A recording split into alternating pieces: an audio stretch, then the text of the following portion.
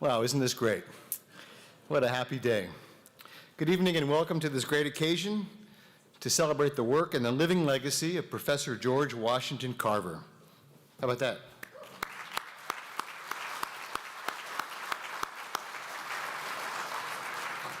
I welcome you all here this evening, more than 100 people online, to celebrate his life and our connection to it. Professor Carver of Missouri to Iowa, to Alabama, and indeed for the whole world, continues to inspire and guide us forward towards improved lives and livelihoods, towards advancements in science and technology, and towards a more humane and gentle world. He is among a few truly special guiding spirits for the great state of Iowa and here at Iowa State University. And this evening, we are thrilled to celebrate together the first ever George Washington Carver Day in Iowa.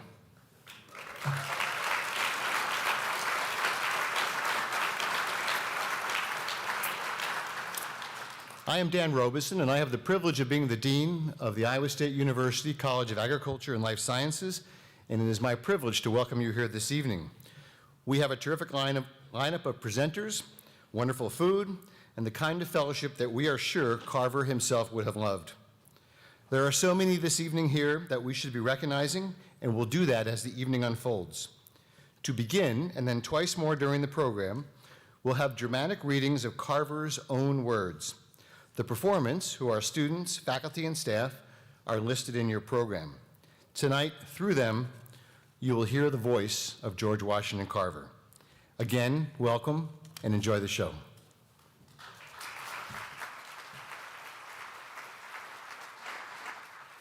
When I was young, I said to God, "God, tell me the mystery of the universe." But God answered, "That knowledge is for me alone." So I said, "God, tell me the mystery of the peanut." Then God said, "Well, George, that's more nearly your size." And he told me, there are certain things, often very little things, like the peanut, the little piece of clay, the little flower that cause you to look within, and then you see the soul of things. Peanut soup. Cook peanuts until soft.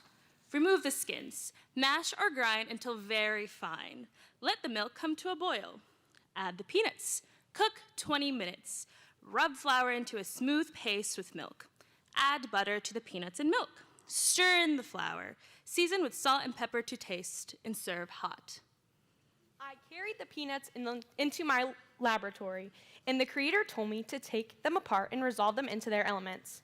With such knowledge I had of chemistry and physics, I set to work to take them apart. I separated the water, the fats, the oils, the gums, the resins, the sugars, starches, pectosis, and amino acids. There, I had the parts of the peanuts all spread out in front of me. I looked to God, and God looked to me. "Now you know what the peanut is," he said. "Why do you make the peanut?" I asked. The Creator said, "I have given you 3 laws, namely compatibility, temperature, pressure. All you have to do is take these constituents and put them all together. Observing these laws, and I will show you why I made the peanut." Peanuts, sausage. Grind ½ pound of roasted peanuts, ½ pound pecans, 1 ounce hickory nuts, ½ pound walnut meats, mixed with 6 very ripe bananas, pack into a mold, and steam continuously for 2 hours. When done, remove from a little kettle or mold, and when mixture is cold, turn out and serve them as roast meat, sliced thin for sandwiches, or with cold tomato sauce, or other sauce. Delicious! I remember a little boy that we have in our town. Well, he's one of our professor's little boys. He made up his Christmas budget, his Santa Claus budget. He started out with peanuts first, and then he would mention a house, and then peanuts, and then a dog, and then peanuts. Peanuts were the beginning and the ending. He eats peanuts all the time. So that is a natural diet that was intended that everybody should use. Since 1928, the welfare agencies of several sections of our country have sensed the need and have begun to study in a thoroughly scientific and systematic way the whole food problem as it relates to feeding the family, laying special stress upon the food expenditures for low-income families in order to give them the maximum amount of nourishment at the minimum cost. When our unprecedented crops of wheat, corn, potatoes, fruits, and vegetables with milk, eggs, etc., at last but by no means least in yield or food value is the billion-pound crop of peanuts of good quality. Taking the peanut pound for pound, and I know of no other farm or garden or field crop that contains as many digestible nutrients pound for pound. The primary idea in all my work was to help the farmer and fill the poor man's empty dinner pail. My idea is to help the man farthest down. This is why I have made every process just as simple as I could to put it within his reach. February 24th, 1929. My dear Mr. Andrews, on various previous conversations, marvelous lectures, followed by our conference this morning, all convinced me that a new day is dawning for India. I believe Mr. Gandhi's physical strength can be greatly improved by following out the ideas we discussed in the matter of foods. With the whole wheat flour, grits, hominy, gram flour, etc., which can be made on the little mills shown you, and with the splendid native fruits and vegetables you have, properly compounded, will give you a splendid, nourishing, and palatable foodstuff. You can use it in your school. They will in turn carry the message into various communities, from whence they came, bringing to mind greater health, strength, and economic independence to India. A peanut emulsion can be made in the same way, as is recommended for the soybean, and is a little richer in food nutrients. I am, yours very truly, G.W. Carver. July 27th, 1935. My beloved friend, Mr. Gandhi, it is indeed a great pleasure and privilege to keep in touch with you. So many people have read your card and have enjoyed it. You may be interested to know that I had visit from the renowned Dr. Glenn Clark, an unusual spiritual power, who picked out 3 great characters and wrote them asking for their prayers. You were one to whom he wrote, and we sent him a prayer and remembered you and your work in a very special way. May God ever bless, keep, and direct you in this marvelous work that you are doing. With great love and best wishes, I am affectionately yours, G.W. Carver.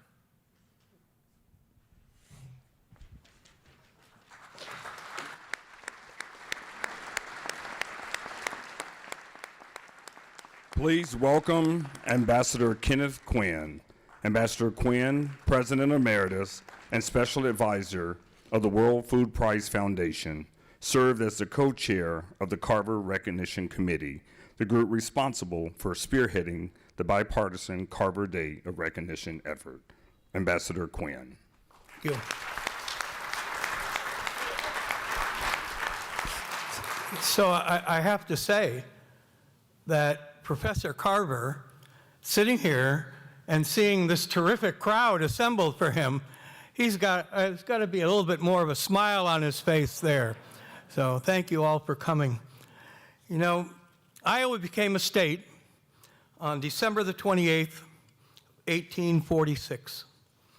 And in the 176-year history from that date until yesterday, there were only ever 2 days of recognition ever enacted to honor an individual. One for President Herbert Hoover, and the other for Nobel Peace Prize laureate Norman Borlaug. And their work had impacted millions of people.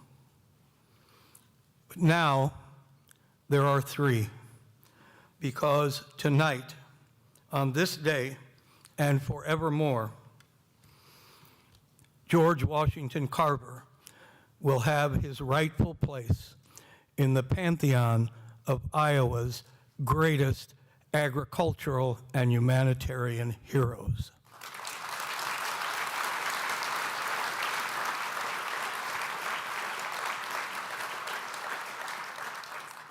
Now, unlike Hoover and Borlaug, George Washington Carver was not a native Iowan. And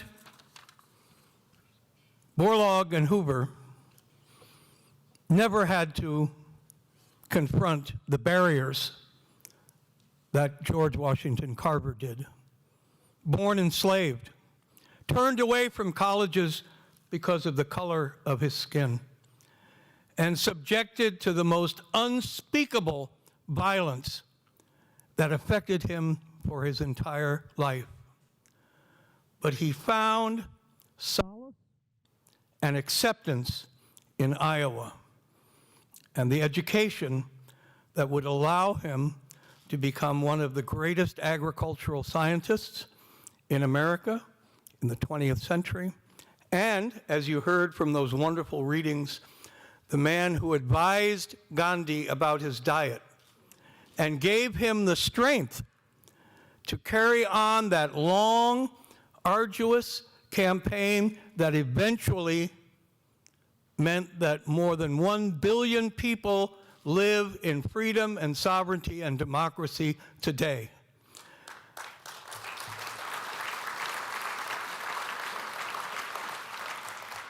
And it's forever a part of our history that George Washington Carver played a small but not insignificant role in that achievement. So I'm so pleased we have some special guests here tonight for this event that I want to acknowledge and welcome. First, His Excellency, Sheikh Abdullah bin Rashid Khalifa, the Ambassador of Bahrain. Mr. Ambassador, so welcome to you, and thank you for being with us and honoring us. And with him is my friend David Hamid, the president of the U.S. Arab Chamber. And Dave, but you got to know about David's an Iowa City guy, so you know Iowans are everywhere.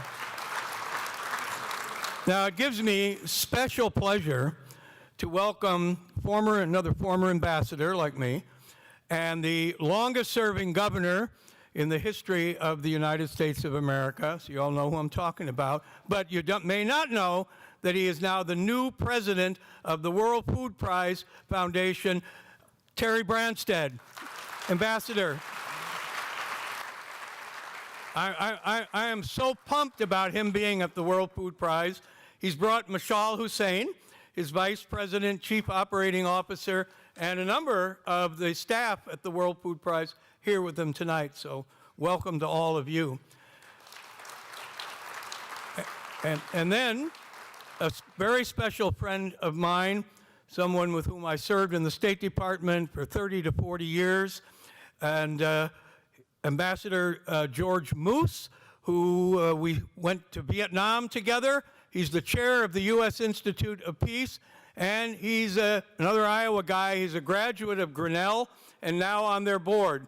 George, so glad you could be here. Now, the story about how this night came about goes back to a conversation in June of 2020 that I had with my dear friend and Iowa treasure, Simon Estes. You know, the man who spread peace through music around the world.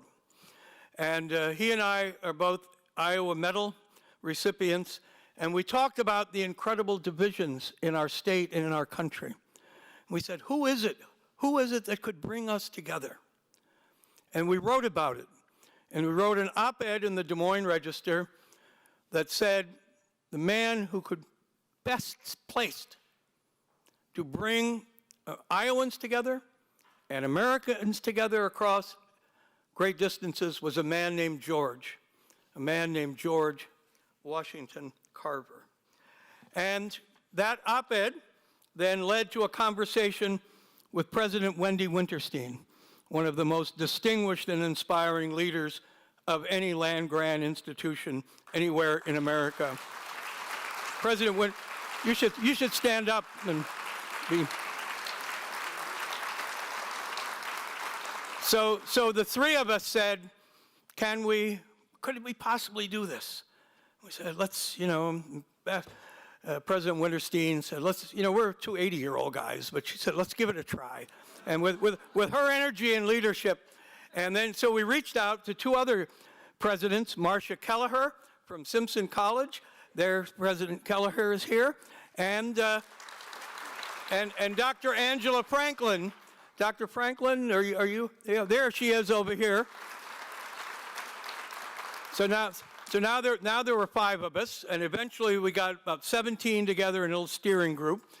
And we said, we got to have more than this. So we started reaching out around Iowa to pull together 100 of our most distinguished leaders and organizations to be behind this endeavor.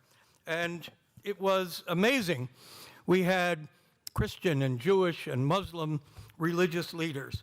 We had agriculture, agribusiness, commodity groups, I know the corn growers, the soybean growers, the pork producers, the cattlemen, the eggs, the dairy, the Farm Bureau. Everybody was behind this. And then we had the Iowa Business Council and the Greater Des Moines Partnership and the Cultivation Corridor and people like Dan Houston and Suku Radia, great Iowa State distinguished alums. And then we had people calling to join. Former Senator Harkin, former Governor Carver wanted to be part of this. Republican leaders like Brent Segrist all wanted to be part of this. And so then we got some young interns who had been at the World Food Prize. I had started Carver internships 20-some years ago. And so Nora Tobin, Catherine Swoboda, who are here, were Carver interns. They were out recruiting young people, right to your legislator. Jacob Hunter, they're all Iowa State grads, of course. And Jacob Hunter couldn't be here tonight, but got FFA across the state involved. And we, as this was building, and of course, we turned to the organizations that are at the heart of supporting African American issues.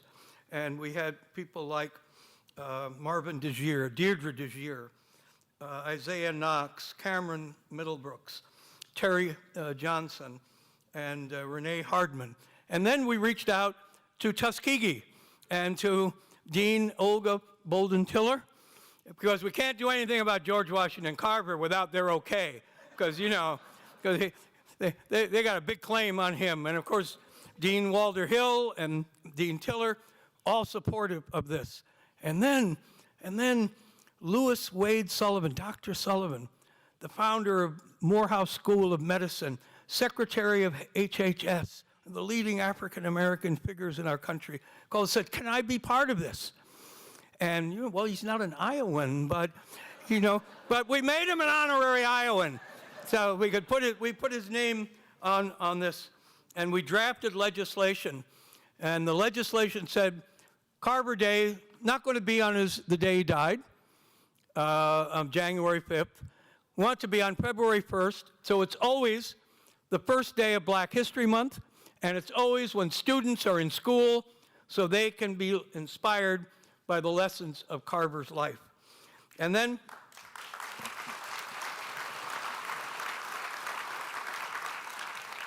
and Dean Robeson and Jeff Johnson from the CALS and the Iowa State University Alumni Association became part of this. And then the tough part is you have to go up to the legislature and convince them to act. And so Simon and I went, and we took Charles Sukup. I don't know if Charles is here tonight. Charles, you around? And that is invaluable partner in all of this, and Joe Murphy from the Iowa Business Council. And we want to say our most heartfelt appreciation to Republican Speaker of the House, Pat Grassley, to the Democratic House Leader, Jennifer Conforist, to Senate Republican Majority Leader, Jack Whitver, another cyclone, and to the Senator Zach Walz, the Democratic leader, because they all came together to embrace this and passed the bill last May unanimously. Not one negative vote.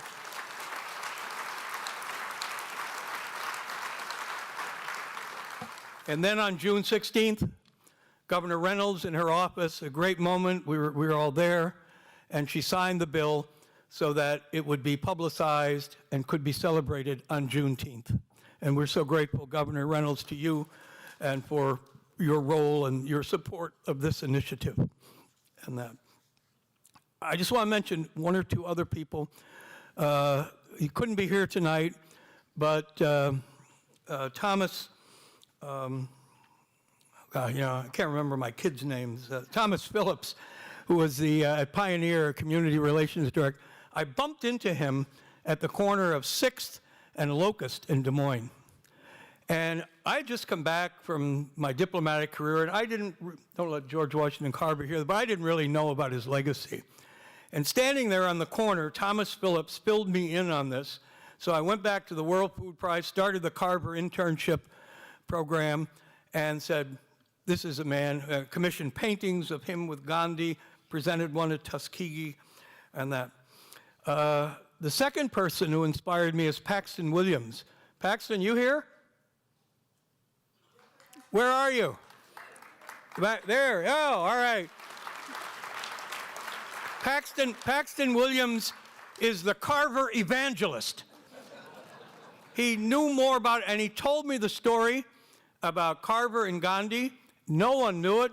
When I talked about it at the World Food Prize, the Indian ambassador rushed up to me, saying, I've got to have the copies of these letters and that. And without their inspiration, I wouldn't have known, wouldn't be up here. So I also want to say a special word of appreciation to Haley Cook, who works in the president's office. I hope it's okay.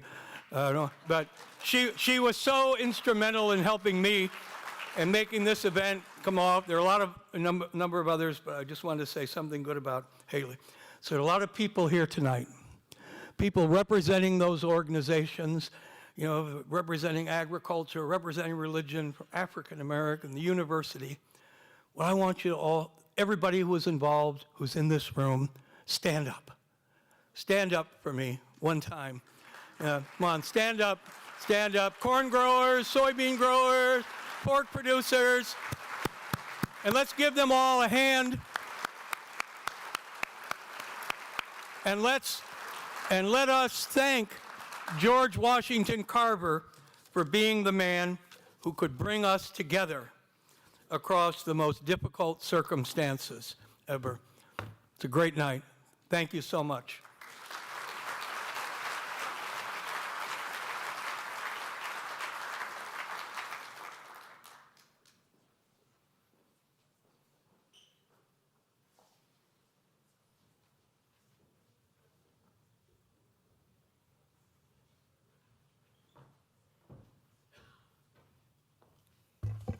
Okay, wasn't that incredible? Let's give the ambassador a round of applause.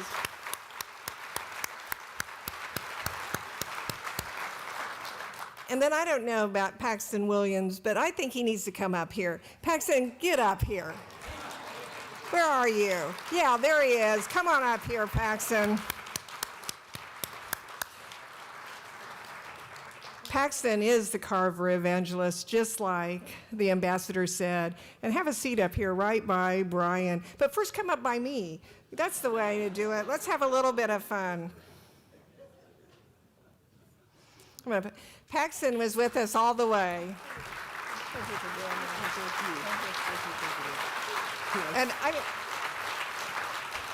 I'm going to put Paxton on the spot, and I'm going to say, so what's your favorite reading of George Washington Carver? What would you say? Oh, boy. He was so profound. And let me say, can I say just something briefly? Please. So really, I did not come here tonight to be seen or be heard. I just came to be present.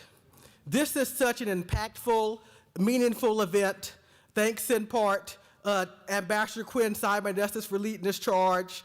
President, this is just such a wonderful evening, wonderful day. But in terms of, Carver was so profound, right? And thinking about his life, if you had to say one sentence, it was his simple phrase, it is simply service that measures success, that really sums up who he was and what he did and why he did what he did. So thank you.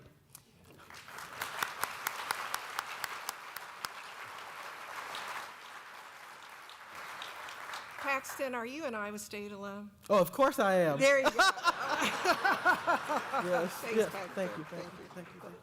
Wasn't that fun? So, okay. So So many of my words tonight are words that we learned because of Paxton Williams and his study of George Washington Carver while he was a student here at Iowa State University. Paxton lifted up George Washington Carver, Sandy McNabb, Professor Sandy McNabb. I think of Mary DeBaca. I think of so many other individuals that I could just say their names and the roles they played in helping us remember George Washington Carver. So let's talk about some of the facts about his time here at Iowa State University. He enrolled at Iowa State in 1891. He was Iowa State's first black student. The year of 1891 was 29 years after Iowa State had become the first in the nation to accept the terms of the Morrill Act that created the public land-grant colleges. 1891 was 22 years after Iowa State University's first presidential installation, at which the president of the Board of Trustees, Benjamin Gway, stood up and he said this: "It is one of the chief aims of this college to break down the barriers which belong to the darker ages of the past and open these doors to any of God's people, whether high or low in social circles, rich or poor, white or black, man or woman." 1891, Benjamin Gway. Born into slavery, George Washington Carver, against all odds, found his way to Iowa. And he did so to quench his thirst for education. There is no question that wherever he went, including in Iowa, he encountered tremendous prejudice and discrimination. We know the stories. We know the experiences that he had, even here in Iowa. But while Carver was turned away from other places, he was not turned away at Simpson College, and he was not turned away at Iowa State. The state of Iowa can be proud of that, proud that at Simpson College in Indianola and at Iowa State in Ames, George Washington Carver met people who treated him with kindness, who cared about him and his future, people who recognized his intellect, his talents, his love of the arts and sciences, who recognized his full potential, people who took steps to help a gifted young man.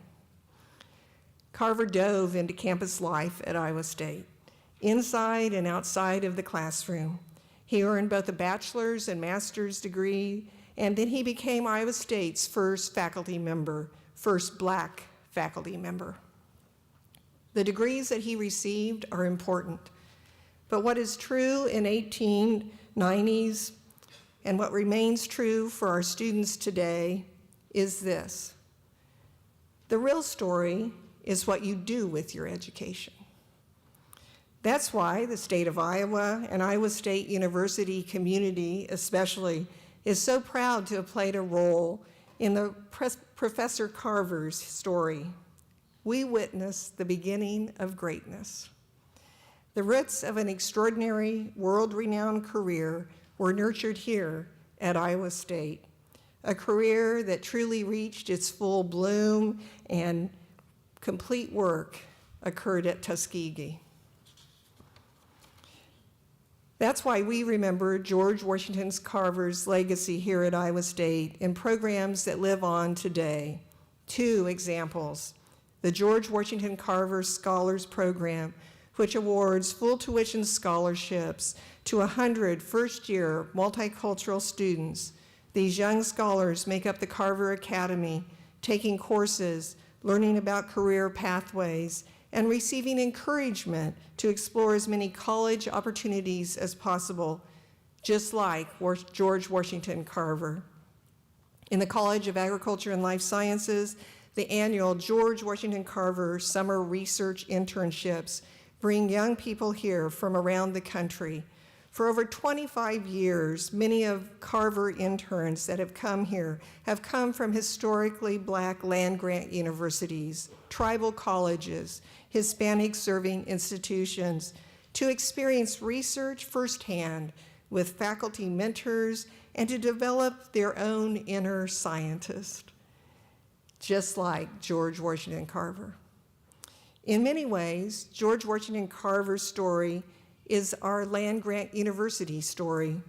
His story is a testament to how the promises that are hardwired into the land-grant movement and mission could be and should be realized. As envisioned, the land-grant institutions would be open to all people, regardless of race, gender, or class. The land-grants pledged to conduct research on real-life problems. The land-grants committed to applying those research results to help people improve their lives. As a student and faculty member, Carver was part of all those promises, and he learned from them. When he arrived at Iowa State in 1891, he became part of the gathering momentum of intellectual energy that surrounded Iowa's still evolving land-grant college. The research programs focused on agriculture, known nationally as the Agricultural Experiment Stations. They were just 4 years old when Carver arrived in Ames. As a student, Carver also experienced the first stirrings of what would eventually become the statewide cooperative extension network led by Iowa State. Carver left Iowa State to join Tuskegee Institute, now Tuskegee University, which itself had become a land-grant institution in 1890. So when Carver left Iowa, he was stepping into another evolving land-grant institution in Alabama, but he had experience under his belt to apply to the task. In conclusion, I'd like to share with you the image that always comes to me when I think about George Washington Carver. And I hope you can see a little bit of that image. It's a painting that hangs in Curtis Hall here on campus, painted by artist Rose Franson and commissioned by two distinguished alumni, Jim and Marcia Burrell. While at Iowa State, Carver became friends with the Wallace family, including Henry C. Wallace, a professor who later became the U.S. Secretary of Agriculture. Carver and Wallace's young son, Henry A. Wallace, would go for walks on which Carver would teach the boy about nature. Rose Franson's painting depicts Carver and Henry A. Wallace paused in a moment together. It captures their mutual love of plant life. It captures Carver's gentle mentorship. It depicts them as equals, united by their interest in discovering how the natural world works. It's a special moment. It's a special moment free of the society and culture that marked that era. It's free of any narrow-mindedness or blind prejudice. Later in life, Henry A. Wallace would remember Carver as the kindest, most patient teacher I ever knew.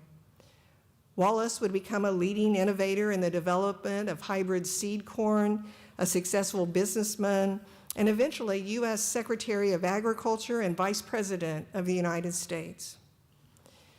Well, we know the rest of Carver's history, of his story, his brilliant mind, his engaging personality, his strong spiritual foundation, and his commitment to serving people's needs through science, especially, as he said, the man farthest down. That's Carver. So back to Paxton Williams. It's simply service that measures success. Another one of Carver's famous quotes. That's how he put it. That's how he lived his life. He lived it by serving people. And that's worth celebrating today. So thank you for joining us tonight. Thank you to Ambassador Quinn and Simon Estes for all their incredible leadership and support to bring this day forward, to be able to be here tonight to celebrate with all of you. Thank you very much.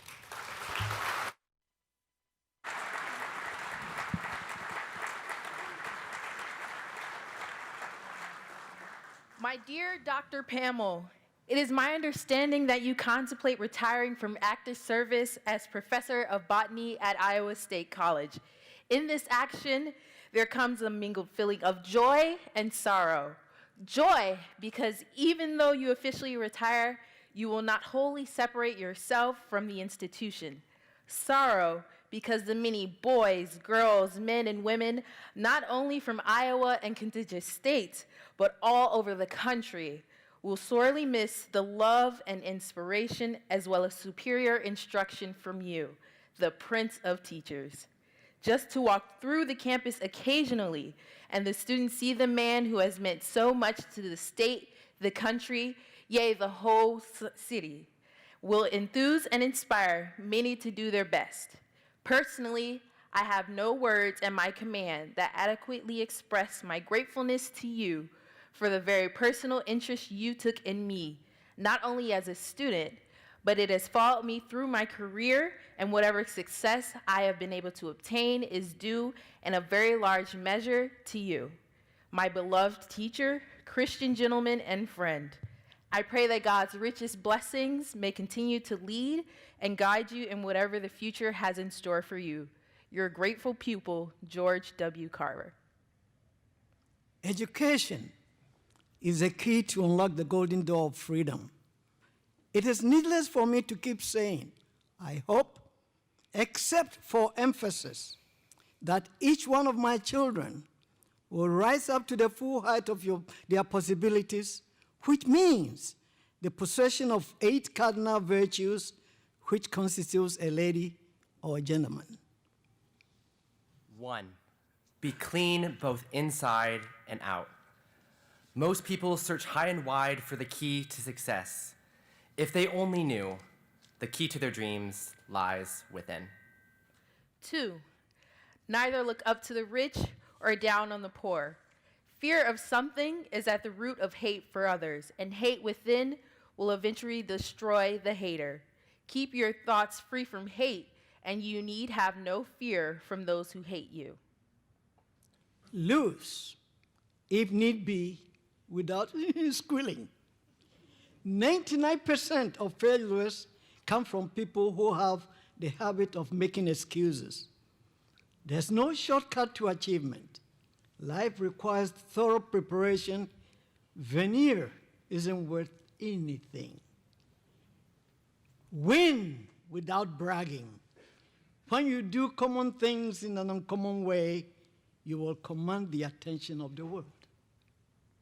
5, always be considerate of women, children, and other people.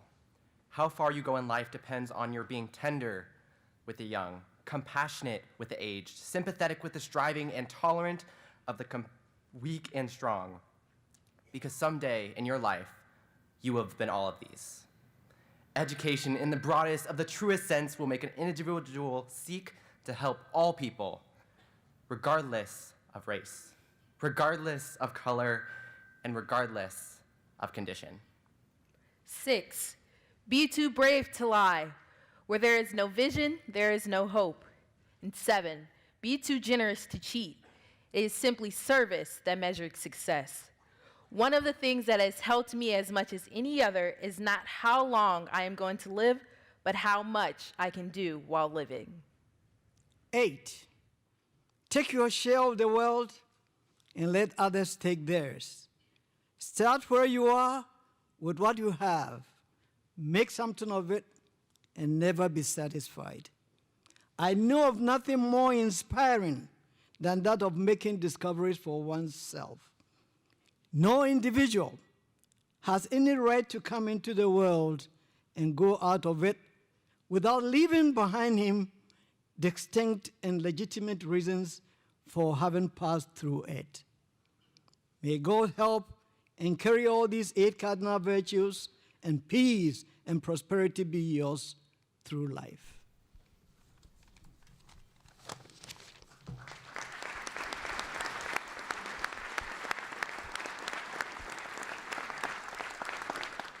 Please welcome Dr. Olga Bolden-Tilher. Dr. Bolden-Tilher serves as the first female dean of the College of Agriculture, Environment, and Nutrition Science at Tuskegee University in Tuskegee University.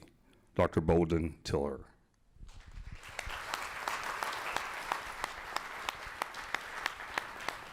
Good evening. It is with great delight that I join you today, the first day of Black History Month, and what is now also known as Iowa's inaugural George Washington Carver Day.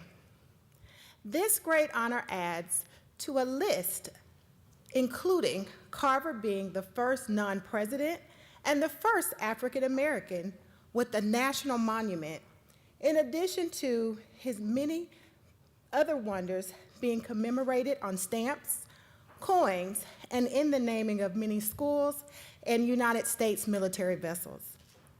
I bring you greetings on behalf of the president of Tuskegee University, Dr. Charlotte Morris, and the rest of the Tuskegee University family. This evening, I have the opportunity to highlight the achievements of George Washington Carver during his time at Tuskegee University.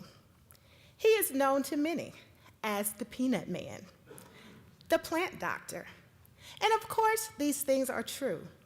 However, the legacy of George Washington Carver transcends his science, which he was able to develop at Iowa State after nurturing his initial desire to pursue art at Simpson College. Indeed, at Tuskegee University, he was able to not only continue to pursue art and science, but to establish a legacy that would touch many.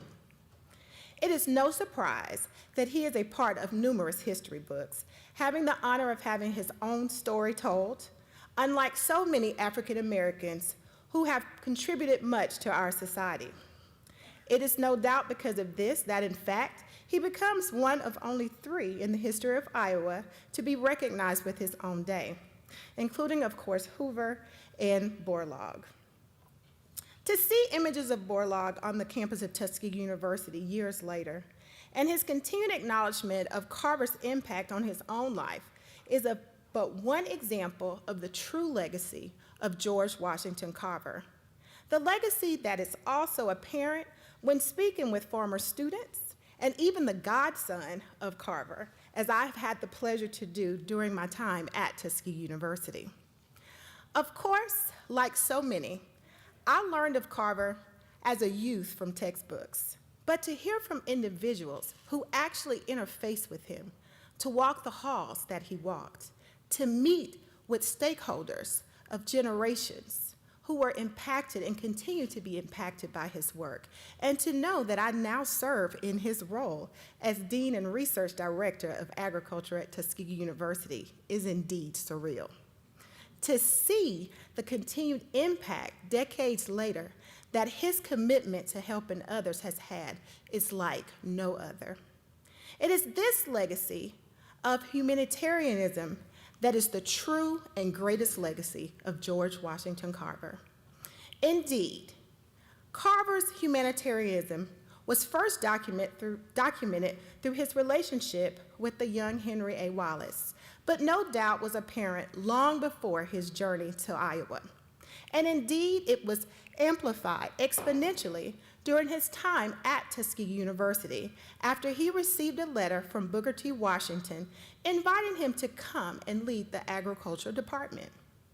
Time and again, Carver demonstrated the 4 principles of humanitarianism, the first of which is humanity, and the second, impartiality. When summoned by Booker T. Washington to come to the South and lead the Ag Department, Carver is known as having said he wanted to go where he thought he could do the most good. This commitment to alleviating the suffering of farmers in the South, who at the time were in the most urgent distress, is but one example and demonstrates both of these principles. His humanity and impartiality led to many inventions and discoveries that revolutionized not only agriculture in the South, but throughout the United States, some of which we utilize today, like crop rotation. understanding and creating knowledge alone was not enough. Carver, along with Booker T. Washington, established a system that would take discovery to the farmer, using the famous Jessup wagon that ultimately served as a model for the cooperative extension program that we all know today. Further, Carver demonstrated independence and neutrality, the third and fourth principles of humanitarianism, through his commitment to helping farmers in the South. As an African American who had been subjected to great discrimination throughout his life, he could have easily shared his inventions with only minorities and other underserved individuals. But instead, he remained independent from politics, economics, and more, providing his gifts at no charge to all. In fact, he only ever filed 3 patents. And when questioned about this, Carver said, "One reason I never patent my products is that if I did, it would take so much of my time that I would get nothing else done." But mainly, I don't want any discoveries to benefit specific favored persons. I think they should be available to all peoples, and that someday I will have to leave this world. And when that day comes, I want to feel that my life has been of more service to my fellow man. Thus, it is no surprise that while at Tuskegee University, he created a series of free, easily understood bulletins that could include information helpful to farmers and others, information on crops, cultivation techniques, added value of products, and more.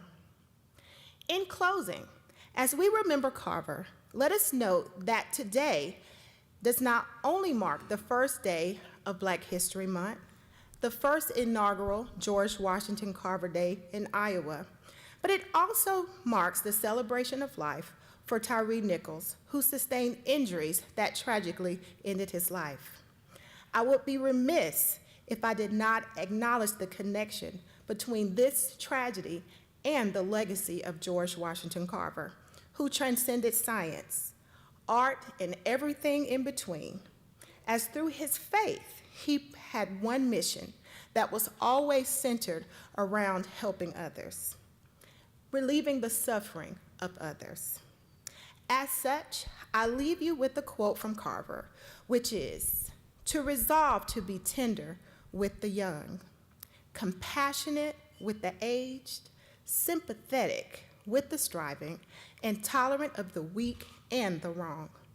Because sometime in your life, you will have been all of these things. I'd like to thank you all. I would like to thank the organizers, the individuals who have worked tirelessly, all of the members of the Iowa family who have always included Tuskegee University in celebrating George Washington Carver. Thank you so much.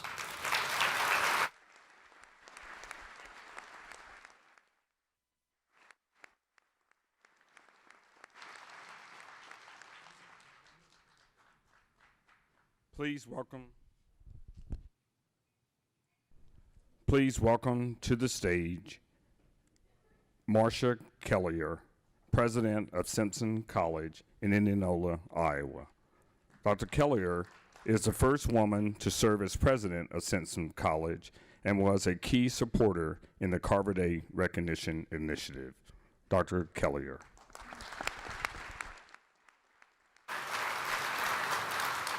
On behalf of Simpson College, I want to extend our gratitude to Ambassador Quinn and Simon Estes for their passionate leadership in working with the Iowa legislature and Governor Reynolds to create this special day honoring George Washington Carver, not just for his many accomplishments in Iowa, but also for his global impact as an innovative scientist and humanitarian.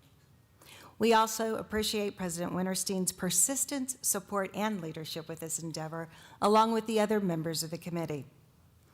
While many people know about Dr. Carver's educational achievements at Iowa State, many, probably until this event, didn't know his educational journey began at Simpson College after another institution refused to admit him.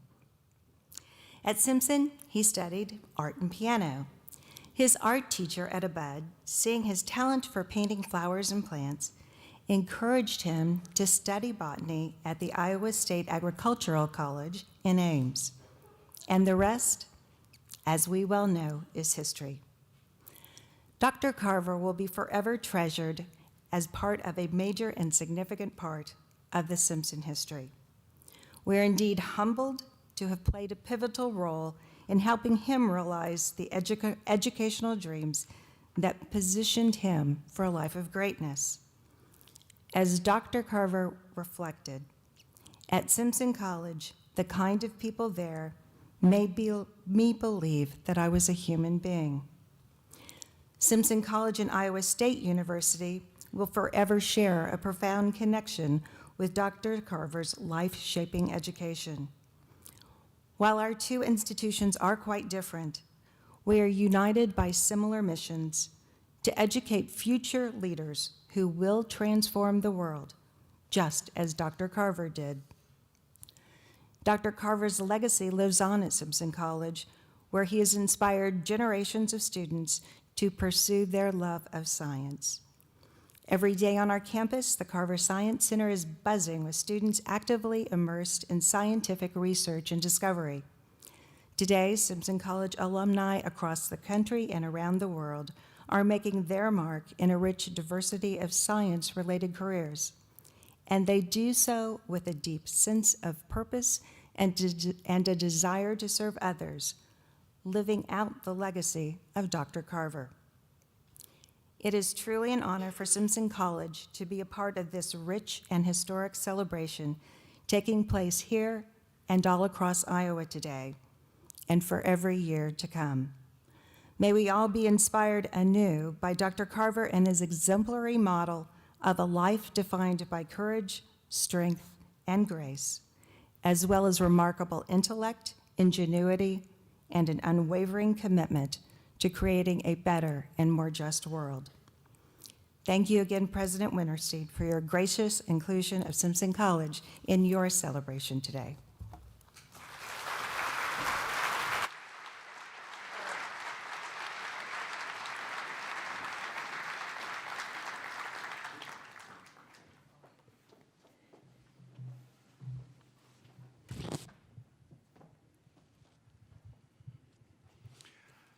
As nearly as I can trace my history, I was about 2 weeks old when the war closed. My parents were both slaves. My father was killed shortly after my birth while carrying wood to town on an ox wagon. I had 3 sisters and 1 brother. 2 sisters and my brother I know to be dead only as history tells me. Yet I do not doubt it, as they are buried in the family burying ground. My sister, mother, and I were Ku Kluxed, sold in Arkansas. And there are so many conflicting reports concerning them, I dare not say if they are dead or alive. Mr. Carver, the gentleman who owned my mother sent a man for us, but only I was brought back, nearly dead with whooping cough and with the report that mother and sister was dead. Although some say they saw them afterwards going north with the soldiers. My home was near Neosho, Newton County, Missouri, where I remained until I was 9 years old. My body was very feeble, and it was a constant warfare between life and death to see who would gain the mastery. From a child, I had an inordinate desire for knowledge, especially music, painting flowers, and the sciences, algebra being one of my favorite studies. Day after day, I spent in the woods alone in order to collect my floral beauties and put them in a little garden I hid under a brush not far from the house, as it was considered foolish in that neighborhood to waste time on flowers. And many are the tears that I have shed because I would break the roots or flowers off some of my pets while removing them from the ground. And strange to say, all sorts of vegetation seemed to thrive under my touch until I was styled the plant doctor. And plants from all over the country would be brought to me for treatment. And at this time, I had never heard of botany and could scarcely read. Rocks had an equal fascination for me, and many are the basketful that I have been compelled to remove from the outside chimney corner of the old log house with the injunction to throw them downhill. I obeyed, but picked up the choicest one and hid them in another place. And somehow that same chimney corner would in a few days or weeks be running over again to suffer the same fate. I have some of the specimens in my collection now and consider them the choices of the lot. Mr. and Mrs. Carver encouraged me to secure knowledge, helping me all they could. But that was quite limited. As we lived in a country, no colored schools were available. So I was permitted to go 8 miles to school at town. This simply sharpened my appetite for more knowledge. I wanted to know the name of every stone and flower, and insect and bird and beast. I wanted to know where it got its colors, where it got its life, but there was no one to tell me. Young people, I want to beg of you, always keep your eye open to what Mother Nature has to teach you. By so doing, you will learn many valuable things every day of your life. Nothing is more beautiful than the loveliness of the woods before sunrise. I love to think of nature as an unlimited broadcasting station through which God speaks to us every hour, if only we'll tune in. God is going to reveal to us things he never revealed before if we put our hands in his hand. No book ever go into the laboratory. The thing I am to do and the way of doing it are revealed to me. I never have to grope for methods. The method is revealed to me the moment I am inspired to create something new. Without God to draw the curtain, I would be hopeless. Anything will give up its secret if you love it enough. Not only have I found that when I talk to the little flowers or the little peanut, they will give up their secrets, but I have found that when I silently commune with people, they will give up their secrets also if you love them enough.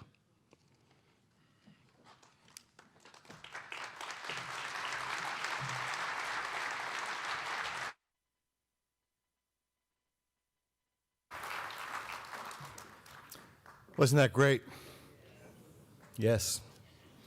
It is now my privilege to introduce our keynote speaker this evening, Dr. Dwayne Goldman, who is the Senior Advisor for Racial Justice and Equity at the U.S. Department of Agriculture. Dr. Goldman, please come forward as I introduce you.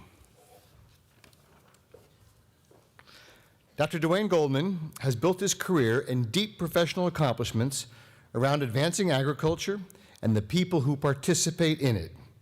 His commitment to this great stewardship of the land and its people is compelling, and indeed, it is clear he is a kindred spirit of George Washington Carver himself.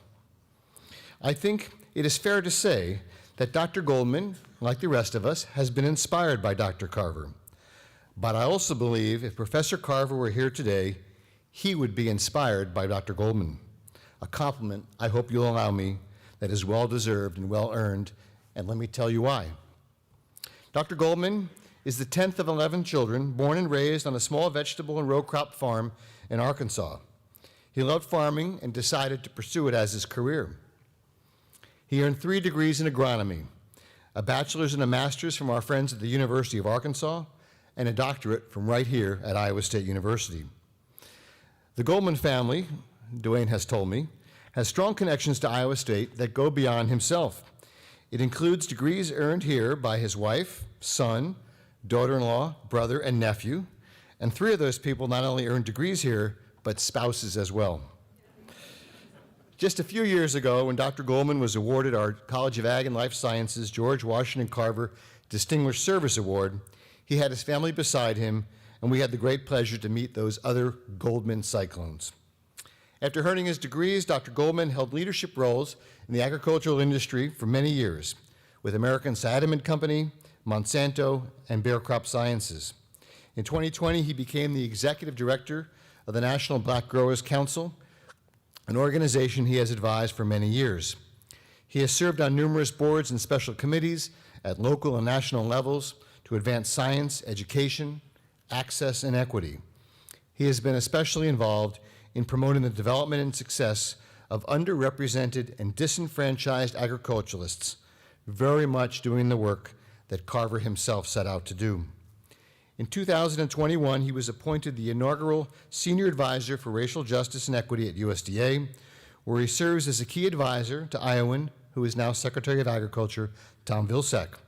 In this presidential appointment, he provides leadership on the implementation of congressional initiatives, on cross-departmental racial equity work, and works closely with the Secretary and the Department to address prior discrimination, working with colleagues to transform USDA into a racially equitable department.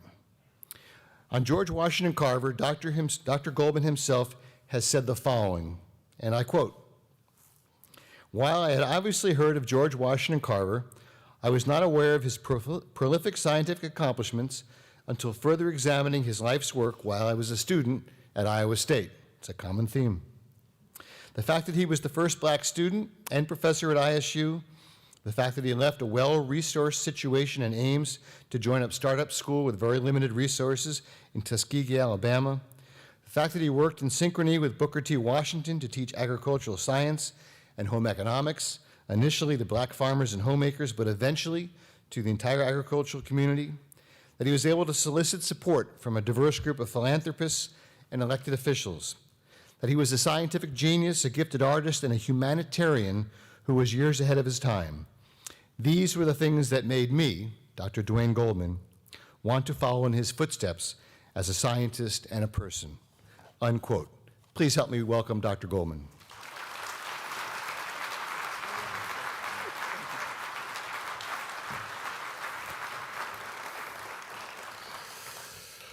Wow. Thank you, Dean Robinson.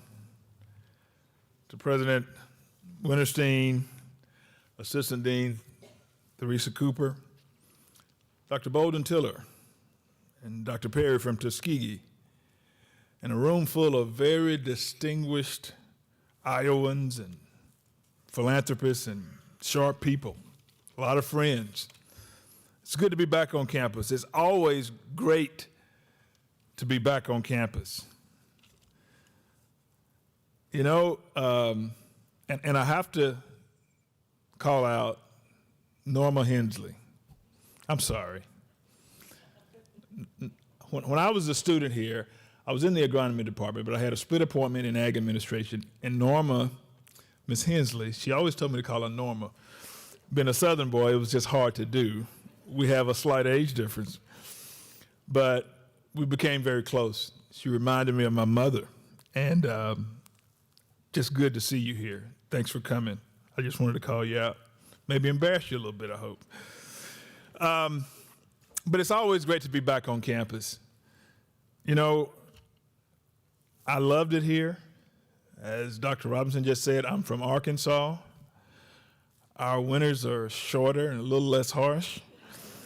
So I never like your winters, but I learned to tolerate them because you had so much more to offer. They kind of go with the territory. I still get giddy walking across campus. As I go from ABC, which I spent a lot of time doing, from agronomy to beard cheer to Curtis, that was a triangle that I frequented. You know, it's always exciting. And I had forgotten I came in the Union today, and I was so excited, I ran out the front door and I walked across the horoscope. So this may not go very well. Y'all bear with me. And it didn't hit me until, as I was waiting on Dr. Cooper to pick me up, about 20 students passed, and they all went just like this, right? And I thought, there's something about this, and I forgot. So I texted my son and his wife, who are both Iowa Staters, as you mentioned. And I said, I can't remember, what's the significance? And as I was typing it, it kind of came back to me, but I wanted to see what they would say. And they said, "You did what?" So I don't have any more tests to take. I said, "Yeah, but you did what?" So if this doesn't go well, y'all know what happened, right? George Washington Carver Day in Iowa. What a way to honor one of your finest. And as I was preparing for here, I didn't even hear the rest of the sentence when they said, "Would you come?" I was like, yeah. Because I'm always excited to come back. And so in my haste to respond and clear my calendar, I missed some significant things. This is a big deal. I mean, when a person is given a day, it's a big deal. And I found out that this is only, as has been stated, the third time President Hoover, Norman Borlaug, which makes Dr. Carver the second agronomist, but the first black person to be so named. Wow, that's a big deal. I applaud your governor, Governor Reynolds, and the fine citizens of Iowa. And I'm honored and humbled to be the inaugural speaker.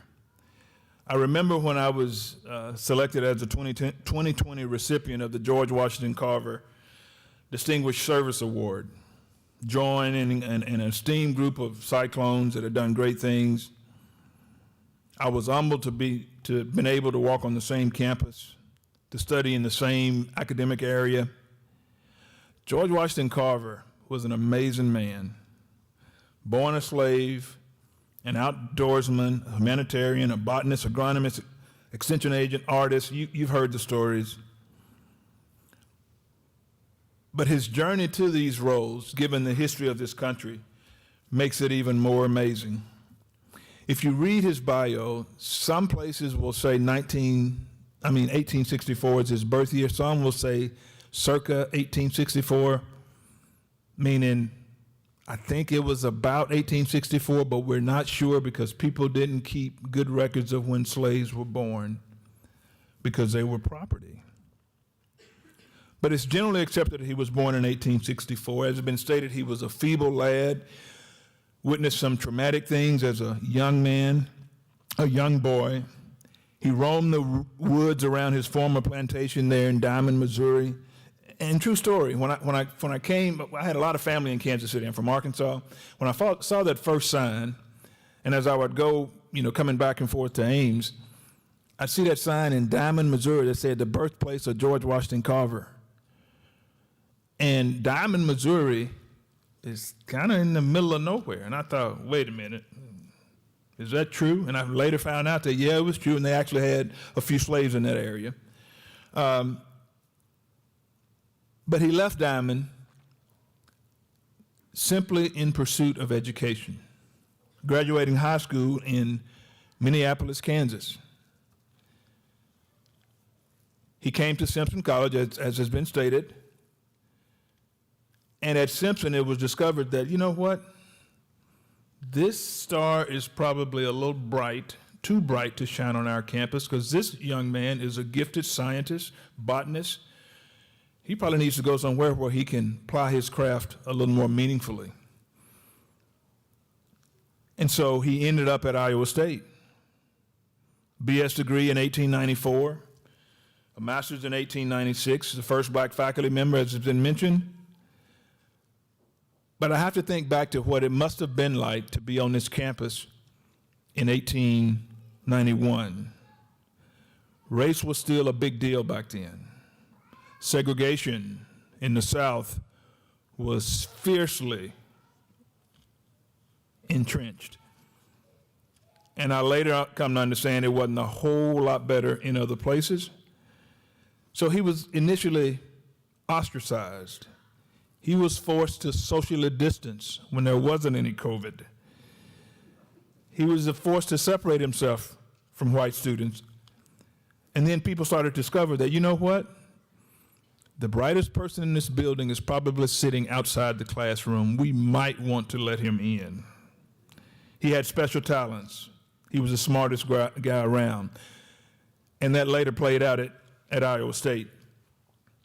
But then he did an amazing thing. I won't go into all the details. You already heard about his matriculation to Tuskegee.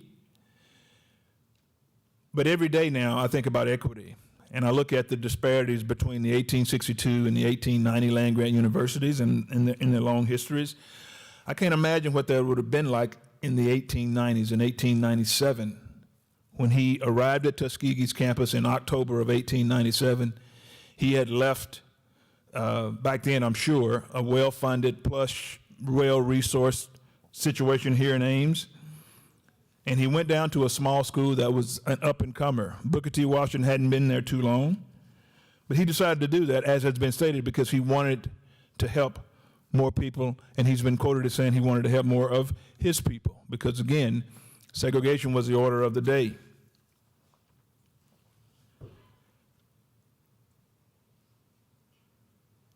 But when he went there, he made do. As we say, he made do. While he didn't have access to all the materials and all the resources that he would need, I later learned that he would make field trips across the vacant areas of Macon County down there in Alabama. And he had a creative and ingenious way of using things that had been discarded and making very practical use out of them. For instance, a canning jar that maybe had a small crack in it would become a beaker that he could use in his laboratory. He was instrumental in leading students on these forays into the woods and using them and their talent to erect buildings, to teach the art and science of production and farm management. He was a gifted individual. And as we celebrate Black History Month, February 1, I want to take this moment to share a little history with you on Black History Month. Black History Month actually started as Black History Week. And I remember as I was studying, I used to wonder, why did we pick the shortest month? We could have got 2-3 more days.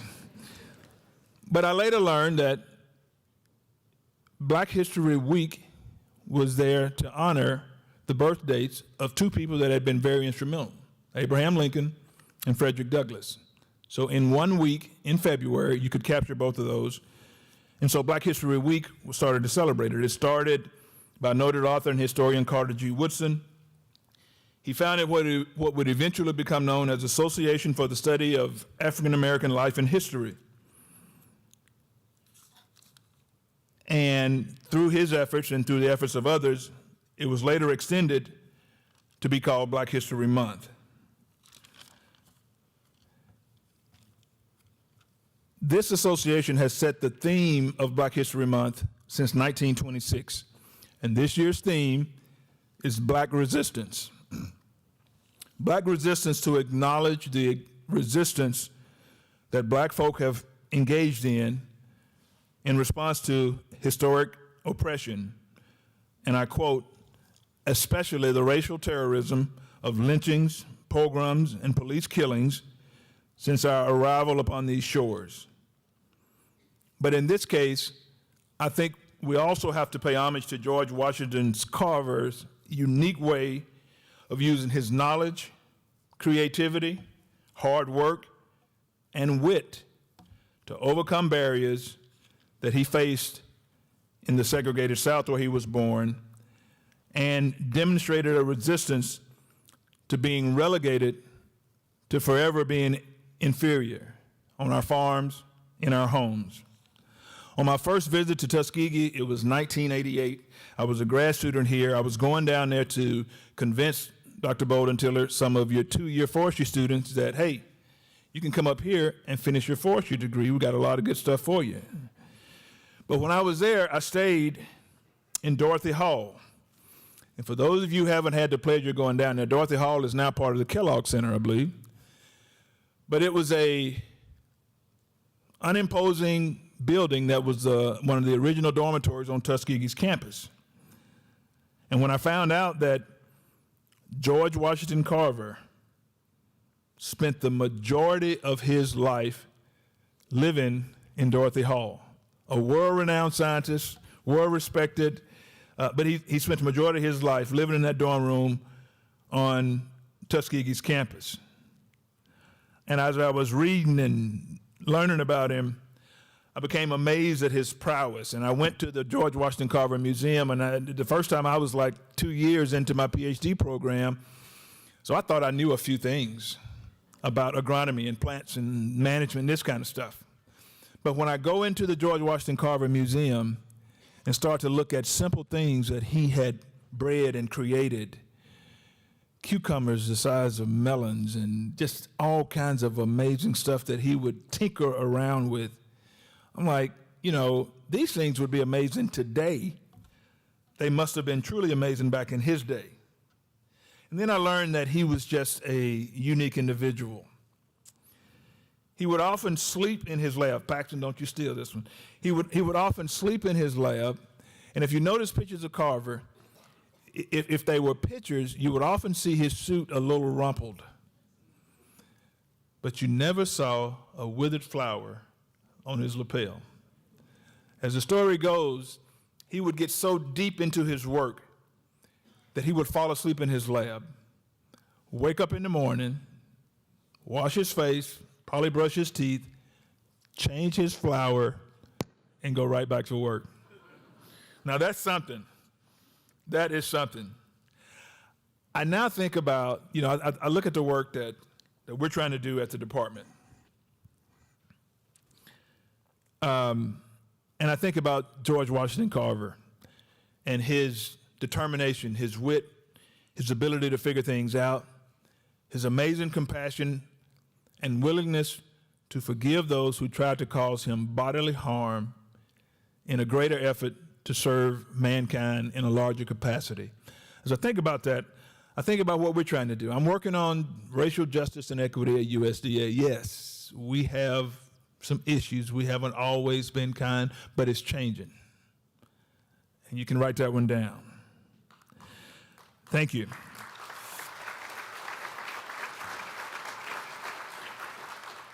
Your former governor and my boss is serious about making those changes.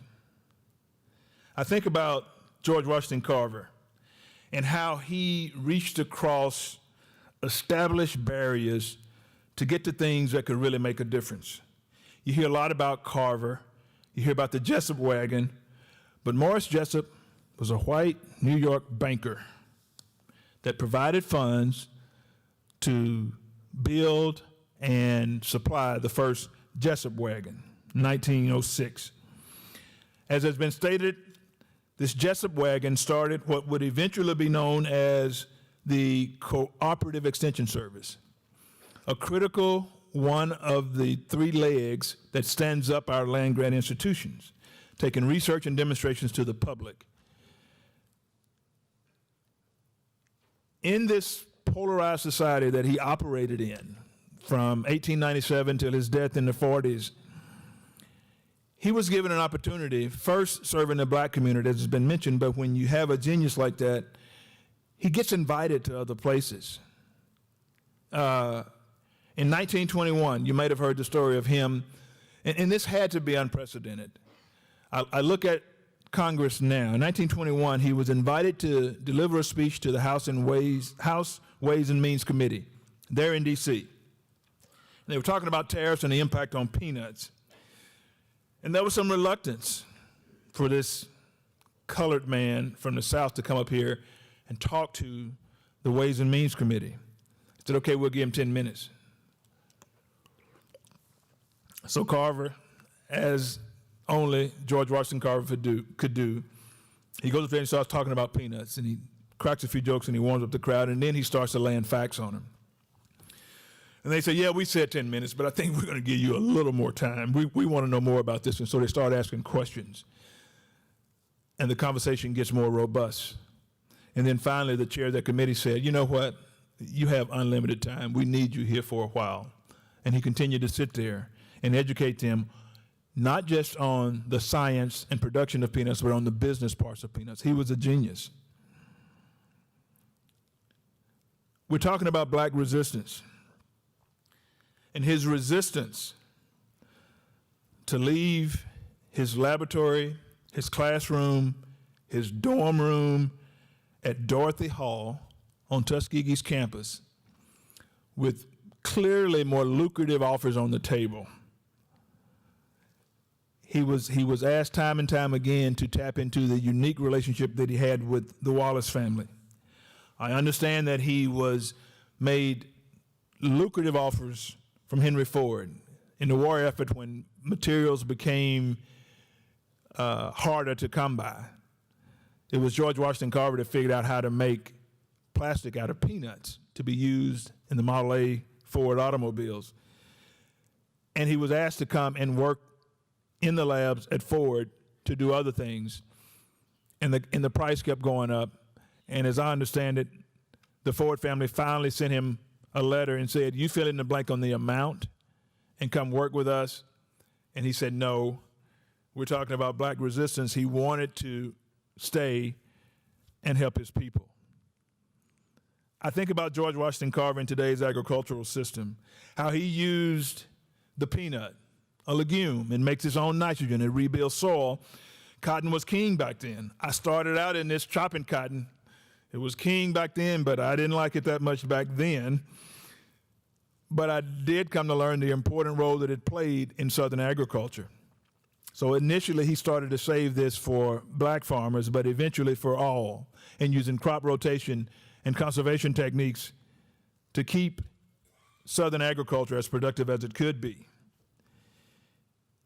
As we strive to create a more equitable, inclusive, diverse, sustainable, profitable agricultural system, I think we can learn from the great George Washington Carver. And let me be clear here. We is not just those of us in this room. I'm talking about USDA. I'm talking about Iowa State. I'm talking about the ag industry. I'm talking about the stakeholders that we support in order to keep American agriculture in its prominent place. I think we can all take a page out of Dr. Carver's book and say, man, how good could we be if we were embracing some of his things and resistant to those negative things that tend to put a lid on our heads. I'll close, I'll be brief. And a lot of these have already been said, but I wrote them down, so I'm going to kick them out again because they are profound. I remember my father telling me, my father was one of the brightest people I knew. He was a taskmaster. He had an 8th grade education because in the rural South when he was a boy, high schools weren't readily available. But he was a veteran, and he was going to work hard, and anybody around him that was going to have any peace was going to work equally hard. But he talked about the value of hard work, and he talked about no matter what you were doing, if you dig a ditch, you dig the ditch so that the man will come by and say, hey, we want you to supervise the crew, you know? So I think about that when I think about George Washington Carver. Learn to do the common things uncommonly well. When you can do the common things in life, and it's been said, but you do the common things in life in an uncommon way, you will command the attention of the world. And then finally, it's about purpose and duty and service and finding that thing that you would do. No individual has any right to come into the world and go out without leaving behind him or her distinct and legitimate reasons for having passed through it. So when I think about Iowa State and the 3rd citizen to have a day named after him, and the fact that he is world-renowned, spent about 6 or 7 years in Iowa, and made profound impacts on world agriculture, I think we should think about this as we celebrate the first inaugural George Washington Carver Day in the state of Iowa. Thank you for your time.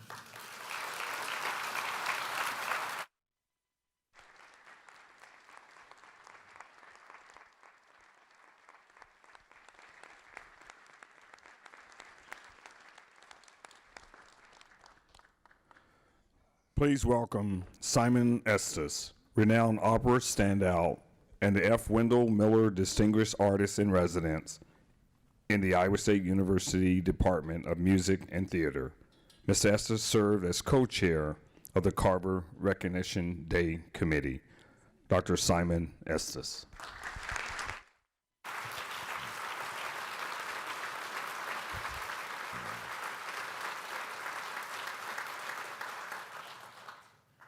I would like to first say thank you, George Washington Carver, for having come to Iowa. I'd like to thank also President Kellier, President Winterstein, and Ambassador Ken Quinn. A lot of you people don't know, but we had a committee of about 17 people. And I always thought it was fascinating that we had 2 female presidents and an ambassador, and a man from Centerville, Iowa, who had dark skin. I heard about George Washington Carver when I was a student in high school in Centerville, Iowa. And all I heard about him was that he was a man that did something with a peanut.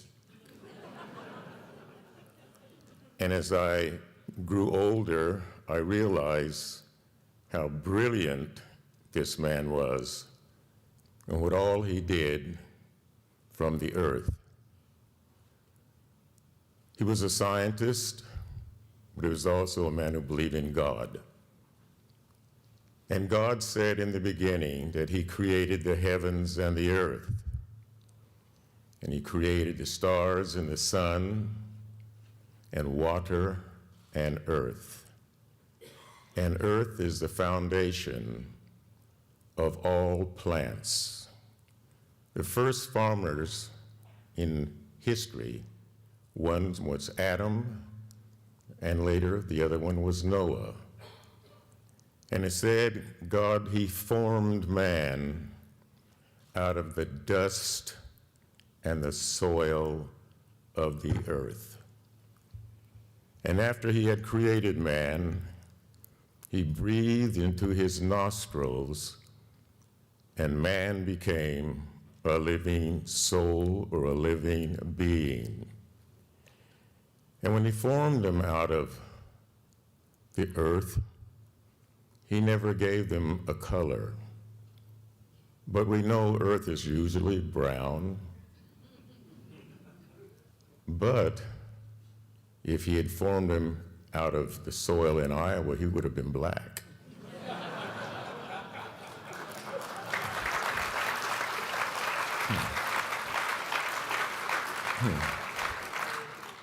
God doesn't see color, and he doesn't think about color. But we are different because God made us different tones or color to test the quality of our character. Can we love someone if they have a different skin color, a different texture of hair, a different shape of their eyes? But he said in the Bible that we were all human beings, and he didn't talk about race. George Washington Carver was a man who I wish I could have met him in person, because he was a great man. He was a great scientist and a great man of faith. And he believed in humanity, and he believed in plants and peanuts. Almost every diet that we think of today, they say, don't eat too much meat, and tells you to eat vegetables, et cetera, but they always include the peanut. They say eat peanuts. It has a lot of nutrition in them.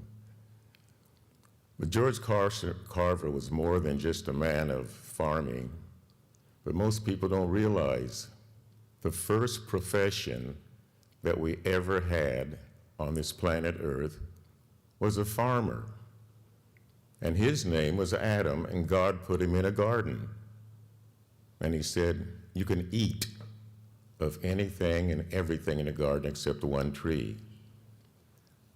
And so George Washington Carver was a man who believed in science, and he also believed in God. And I've lived on this planet Earth myself for another 4 weeks, about 85 years. And I have come to realize that we are all God's children. And a man like George Washington Carver, who was short in stature, but he was a giant in the knowledge that he had about science and faith, plants, and the earth. I had the great honor of having heard Martin Luther King speak when he was still alive.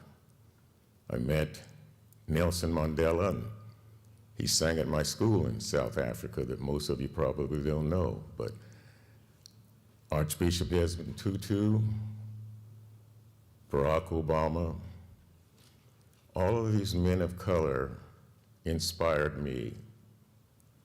But Norman Borlaug was one of our greatest scientists in Iowa. As far as I know, he was from Iowa. But George Washington Carver was from the South. But Iowa gave him his start in science and recognition. Most of the people on our committee that we had when we started out on this mission always knew about Ambassador Ken Quinn and Simon Estes, but most of you don't know, I don't think any of you know, that the original idea was Ambassador Quinn's. He gave me a call on the telephone one day and said, Simon, I think we need to do something to recognize George Washington Carver. So the two of us got together and we talked about it, and we had this committee of about 17 people. And it's interesting that they have a small statue of this man, but there's a huge building named George Washington Carver Hall on the campus at Iowa State University. And a little over a year and a half ago, it was it was in March when the big time came for the COVID, that Iowa State University named the music building after a little colored kid from Centerville, Iowa, named Simon Estes. It's called the Music Hall. But you know what's important?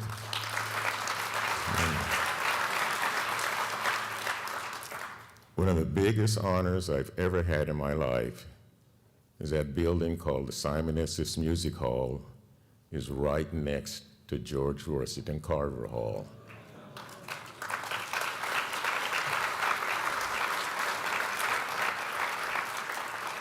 You've all heard a lot about George Washington Carver this evening, this night, but I think he would like all of us in this year of 2023 to please try harder to learn through science and the Bible and faith and education to be more loving towards one another. Here's a man that was mistreated because of his skin color. My grandfather was sold for $500, and he was born in 1837. And my father had 9 brothers and 4 sisters. But one of my uncle's names was George Washington Estes.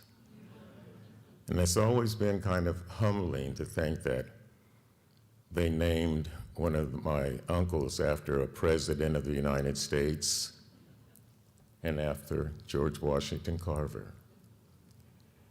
So you know all about what he has done as a scientist and as a humanitarian. But the greatest hope, I really believe, and honor that we can give this man is that we as human beings learn to love each other. Forget about history now, but we can't forget history. History is around, and we have books in history to give us knowledge and information how not to make the same mistakes again. That's why we have history. And history is education. Education is knowledge. It says in the book of Proverbs to get knowledge. Knowledge is education. That's going to a school. It says get understanding. That's putting knowledge into action. But he says, above all, get wisdom, and wisdom comes from God. And God is love, and God gave life to George Washington Carver. Let us go out of this place. I don't know how many are here, but let's each one of us think about love and kindness and caring about one another. Let's try to eradicate or reduce hatred in the world. Many years ago, I sang for the Nobel Prize Committee. Nelson Mandela was there. Havel was there. Francois Mitterrand was there, the president of France. Doctors were there. Educators were there. Elie Wiesel was there. And the title of it was, what can we do to eradicate or reduce hate?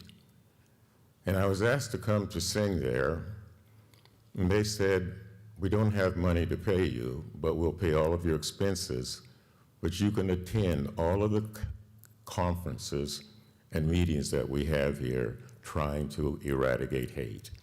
And the people were there from 52 different countries.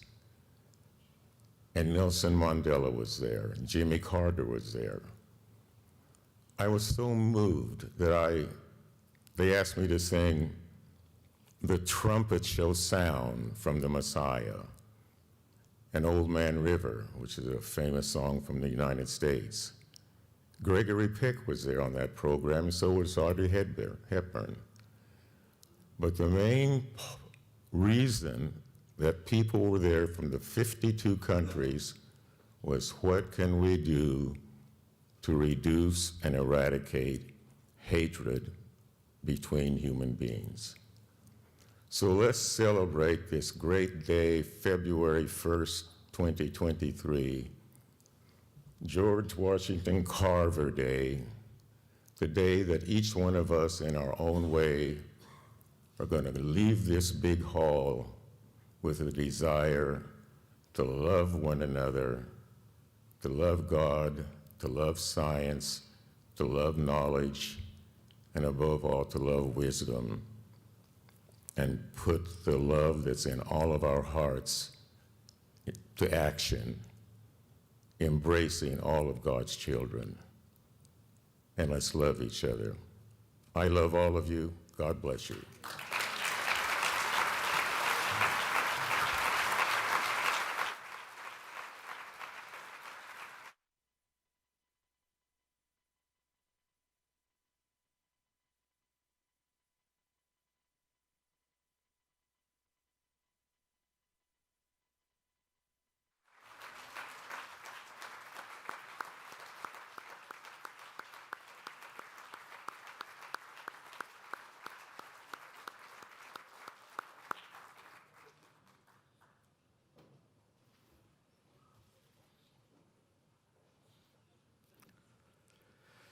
What a beautiful capstone to a wonderful program. Thank you, Simon Estes, for inspiring us that way. We've had a great evening. I want to recognize again the legislature of the state of Iowa and Governor Reynolds for proclaiming this and signing into law, George Washington Carver Day on February 1st, for all the years to come. I also want to let you know that we can celebrate that today in the U.S. Congress. A joint resolution was submitted by Senator Ernst and Congressman Representative Feenstra, along with the Alabama delegation, that also in Congress recognized February 1st as George Washington Carver Day in Iowa. How about that?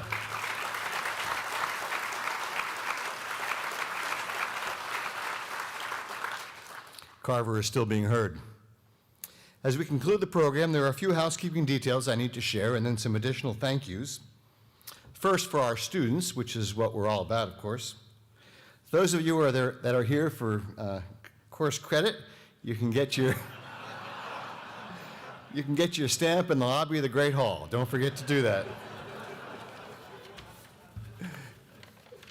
And for everyone here, if you haven't already, please take a commemorative program or a button that are out on the registration tables in the lobby as a keepsake. Thank you all for being here on this wonderful evening. Great and special thanks too, on behalf of the entire planning committee, to the following: our distinguished speakers who have inspired us today, to the student community who joined us here today, our retirees, alumni, friends, and so many more. We're pleased that you could join us for this inaugural George Washington Carver Day in Iowa and to celebrate. Special thanks to our state officials who are here, many of them already recognized, but I also want to call out and recognize the Iowa Secretary of Agriculture and Land Stewardship, Mike Naig, and Board of Regents member Nancy Butner, who are here with us today. There are others mentioned throughout the program, and we are so pleased that you've all joined us. Sincere appreciation as well to the event volunteers who helped to get you all registered and seated this evening, to our Carver scholars, students from the College of Agriculture and Life Sciences, and members of the Phi Beta Sigma fraternity, which was Carver's own fraternity. Thanks as well to the ISU dining services for the George Washington Carver inspired food that it was hard to draw you away from earlier, and to the student-run ISU Creamery for the fantastic Carver-inspired ice cream you are about to enjoy. Special recognition as well to Bradley Dell, the chair of the ISU Department of Music and Theater, and the faculty, staff, and students listed in your program who made those beautiful readings today. Let's have a special round for them.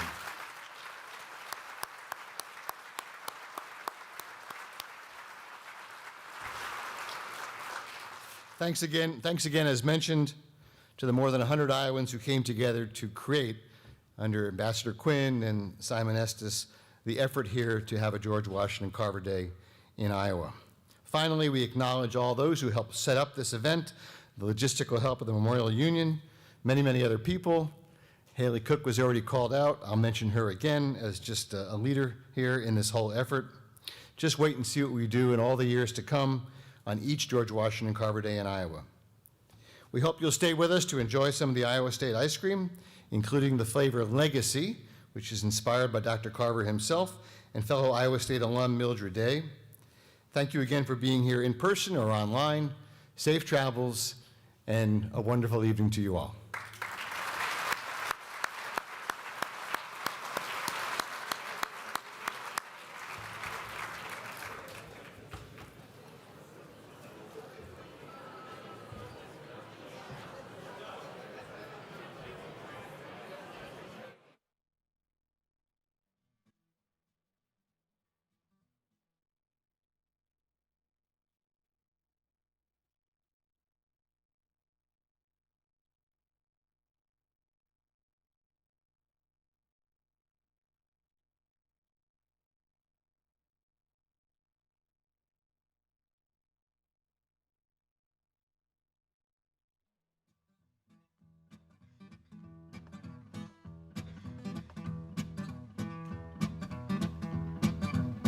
Well, no, been your baby love, if it hadn't have been for you.